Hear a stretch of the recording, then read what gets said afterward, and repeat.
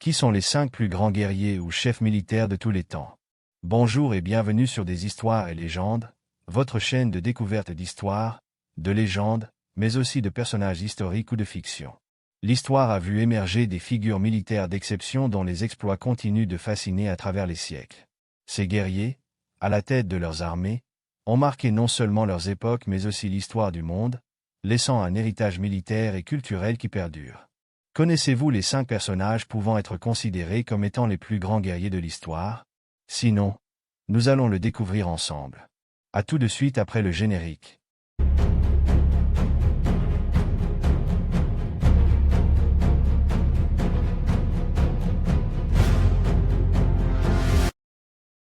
Voici, comme annoncé, les 5 plus grands guerriers ou chefs militaires de tous les temps. Alexandre le Grand, le conquérant universel.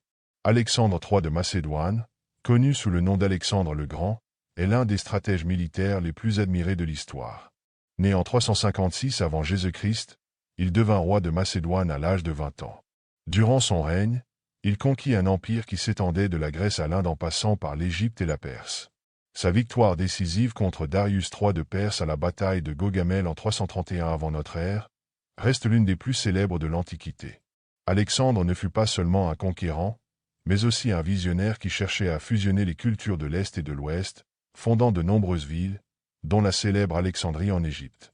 Sa mort prématurée à 32 ans laissa son empire fragmenté, mais son héritage, notamment sa diffusion de la culture hellénistique, demeure immense. Léonidas Ier, le roi guerrier de Sparte. Léonidas Ier, roi de Sparte au début du 5e siècle avant notre ère, est passé à la postérité grâce à sa résistance héroïque lors de la bataille des Thermopyles en 480 avant notre ère.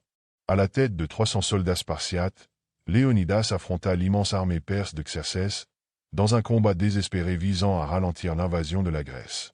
Bien que largement surpassé en nombre, Léonidas et ses hommes se battirent jusqu'à la mort, incarnant l'idéal spartiate de courage et de sacrifice. Leur résistance permit aux Grecs de se préparer à la victoire finale contre les Perses. La légende de Léonidas et de ses 300 est devenue un symbole universel de bravoure et d'endurance face à des adversaires écrasantes. Spartacus, le gladiateur révolté. Spartacus est un autre guerrier de légende, non pas pour ses conquêtes, mais pour sa révolte contre l'Empire romain. Né en Thrace, Spartacus fut capturé par les Romains et réduit à l'esclavage avant de devenir gladiateur. En 73 avant notre ère, il s'échappa avec un groupe de gladiateurs et entraîna les esclaves à une révolte qui faillit ébranler Rome elle-même. À la tête d'une armée hétéroclite composée d'esclaves et de paysans, il infligea plusieurs défaites aux légions romaines, exploitant la faiblesse de leur stratégie face à des combattants improvisés mais déterminés. Bien que la révolte ait finalement échoué en 71 avant notre ère, et que Spartacus soit mort au combat, il est devenu le symbole éternel de la lutte contre l'oppression. Vercingétorix, le héros gaulois. Vercingétorix, chef des Arvernes, est considéré comme le plus grand chef militaire de la Gaule. Né vers 82 avant notre ère, il parvint à unir les tribus gauloises contre la puissance romaine de Jules César. Vercingétorix mena une résistance farouche et, malgré des revers, réussit à infliger une défaite à César lors de la bataille de Gergovie en 52 avant Jésus-Christ. Cependant, sa défaite à la bataille d'Alésia, après un long siège, marqua la fin de la révolte gauloise. Vercingétorix se rendit à César pour épargner son peuple, avant d'être emprisonné et exécuté à Rome. Sa tentative d'unification et son courage face à la toute-puissante armée romaine en ont fait un symbole de la résistance et de l'identité nationale française. Gengis Khan, le maître des steppes. Bien que situé à la transition entre l'Antiquité et le Moyen Âge, Gengis Khan, né vers 1162, mérite d'être mentionné parmi les plus grands guerriers de tous les temps.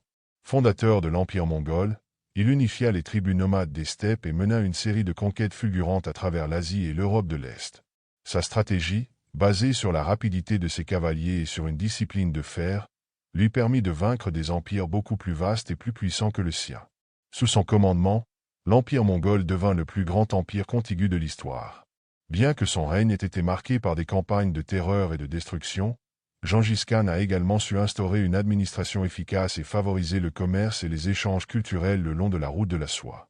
En conclusion, ces 5 guerriers, Alexandre le Grand, Léonidas Ier, Spartacus, Vercingétorix et Gengis Khan, symbolisent chacun une facette de l'art de la guerre, la conquête, la résistance héroïque, la révolte contre l'oppression, l'unification de peuples et la création d'empires.